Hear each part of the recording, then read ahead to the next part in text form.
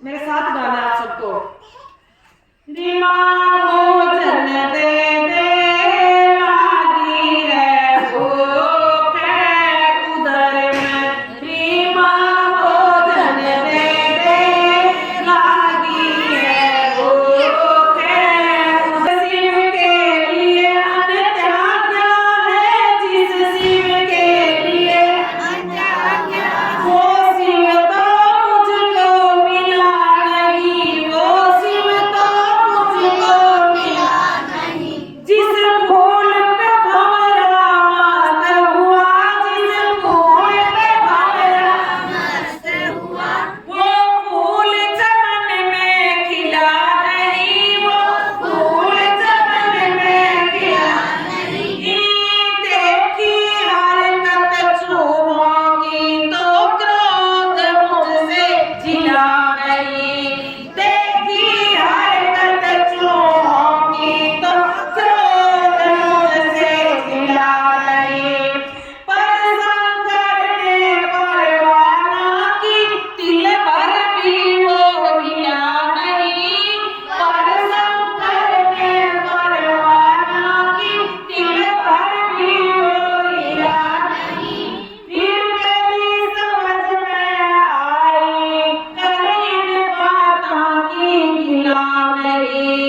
फिर मेरी समझ में आई कर इन बातों की गिला नहीं। चलता फिरता प्राणधारी है, चलती कभी भी सिला नहीं।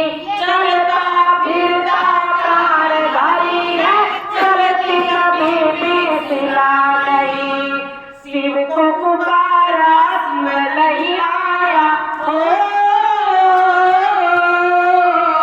शिव को पुकारा शिव नहीं आया।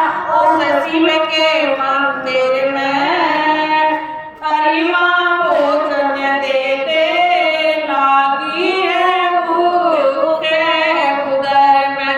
परिमा भोजन दे दे लागी है भूख है उदर में।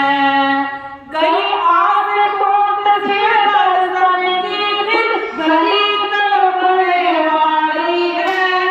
गई आस कोट से दर्शन की फिर गली तड़पने वाली है।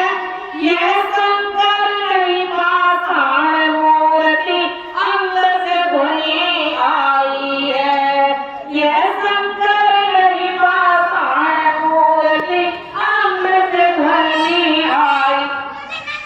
बादल की गरज बिजली की चमक कुछ पानी बरसन लागा है। बादल की गरज बिजली की चमक कुछ पानी बरसन लागा।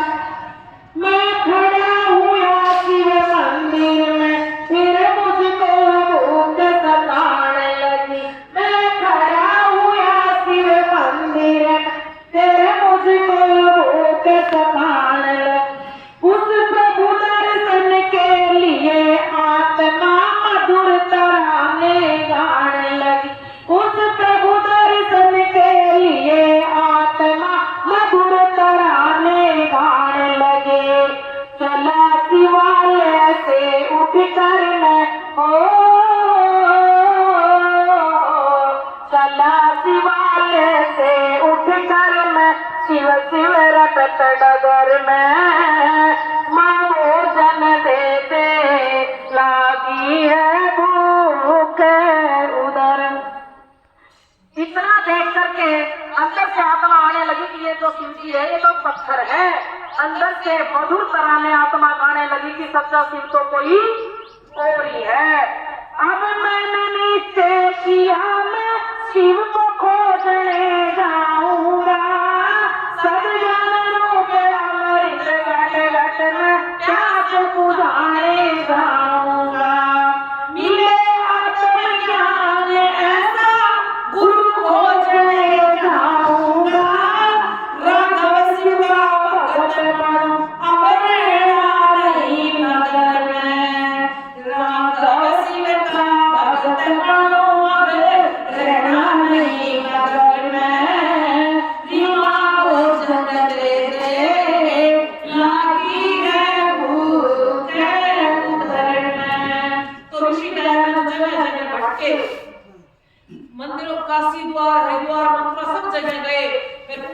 एक स्वामी जी मिलते हैं, वो कहते हैं बेटा कहाँ जा रहे हो? बोले मैं एक सच्चे शिव की तलाश में जाना चाहता हूँ।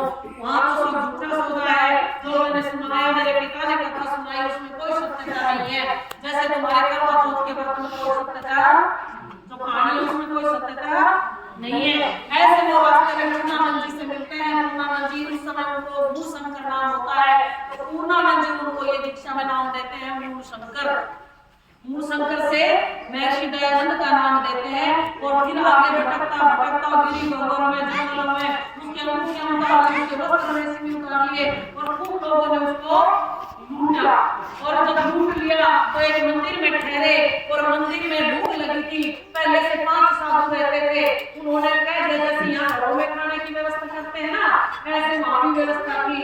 तो उनको नहीं पता था कि कोई 5वां साल 6वां साल भी यहाँ पर आ क्या है, और ना ही उसने मुझसे पूछा कि बैठे रहोगे, कौन हो, कहाँ जाओगे? तो कहते महर्षि दयानंद अपने जीवन चरित्र में लिखते हैं कि मैं वहां पर ठहरा, और जब मुझे भूख लगी, साधु चले गए, भोजन कोई देने आया नहीं, तो एक गौ माता मंदिर में आ गई, और आकर के वहां खड़ी हो गई, और खड़ी हो गई तो उसके थनों से बूंद बूंद दूध टपकने लगा। महर्षि दयानंद ने देखा, वो माता तो दूध लेकर आई है, मेरे लिए पिलाने आई है, मैं इसी से अपनी भूख को मिटा लेता हूँ। तब महर्षि ने बैठ करके एकांत में चिंतन किया, और गोकर्णा निधि पुस्तक की लिखी कि भाई ये तो माँ के बराबर है, माँ दूध ना दे तो भोजन इससे मिल जाता है, परमात्मा ने मेरे लिए गौ माता भेजी है।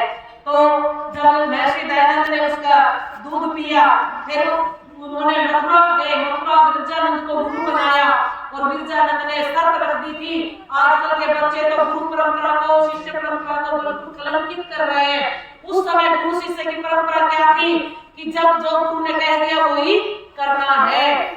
आजकल के तो गुरुओं पे गोली चला रहे हैं, और गुरुजी भी भ्रष्ट हो रहे हैं, वो भी गलत काम करते हैं।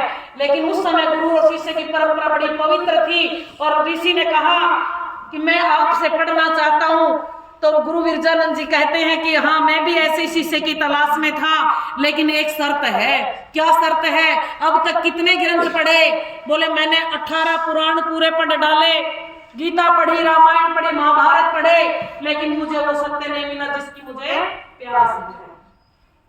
कहने लगा मैं पढ़ा तो दूंगा, अपनी रुकने की व्यवस्था स्वयं करना, मुझे नहीं पता तेरा कैसे कहां से खाना पीना करेगा, कहां तू रुकेगा।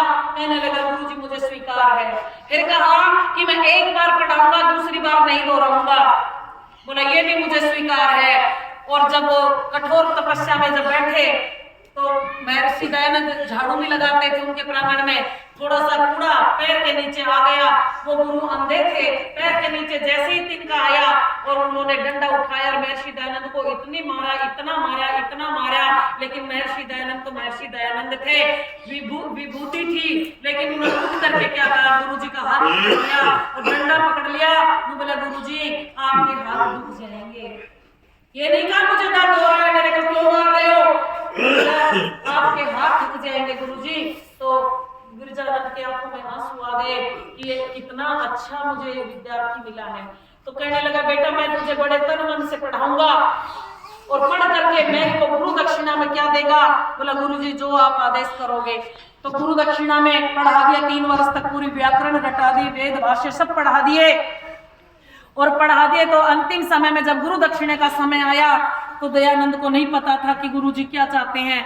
वो लौंग भर करके लाते हैं, लौंग भेंट करते हैं। महर्षि दयानंद जब भेंट लेकर के आते हैं, तो गुरुजी उसको देखते हैं, ओहो ये तो लौंग लेकर के आया। क्यों देखता था कि रोज 1 लौंग और 2 इलायची मेरे गुरुजी खाते हैं, इसी से ये निरोग रहते हैं, तो ये पसंद होगी। अब पसंद के चक्कर में वो लौंग ले आया घरों से मांग करके, और उनको भेंट देने लगा। तो उन्होंने कहा रे दयानंद मैं इसके लिए नहीं तेरे को पढ़ा रहा था, ये मेरी भारत माता अंधविश्वास में जकड़ी हुई है, जगह जगह लुटेरों ने लूट मचा रखी है।